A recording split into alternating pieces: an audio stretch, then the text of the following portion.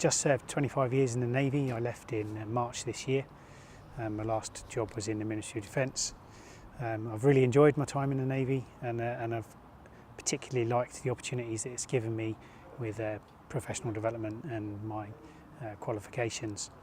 I found out about Troops to Teachers one day whilst I was sitting at my desk in London, and I kind of couldn't quite believe what I was reading, and it kind of ticked all the boxes for me, but I kept up putting these barriers that I thought would not allow me in, such as location and qualifications.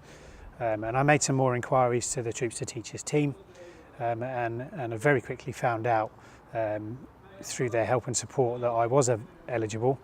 I wasn't going to be required to move my family to Brighton, that it was going to be a whole country programme.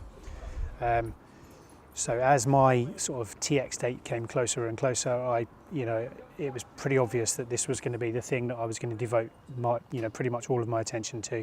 I went to the assessment day in London, had a great day. I was fairly confident that I'd done okay, and I got a phone call the following Tuesday saying that I'd been accepted onto the programme. And that was just, the most amazing feeling, that all of the hard work, all of the different elements that had now come together and I'd been accepted. The only thing that I then had to go on and do was complete the teacher's skills test.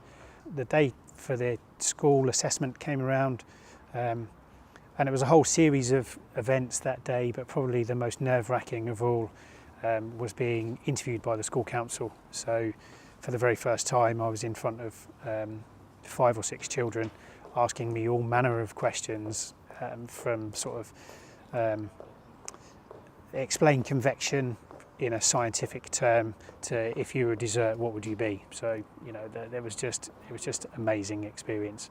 And I was told at the interview that I'd been accepted on to teach, to become a trainee teacher at their school. So I left there, absolutely over the moon. I'd like to become the teacher that people want to remember, and I say that because I was out on a bike ride a couple of months ago, and some of my friends knew that I'd been off work for a couple of months, and they were asking me what I was going to do, and I was saying, I want to go on and become a teacher, and I've done this programme and I'm this far in, and one of the guys said to me, you always remember someone from school, don't you?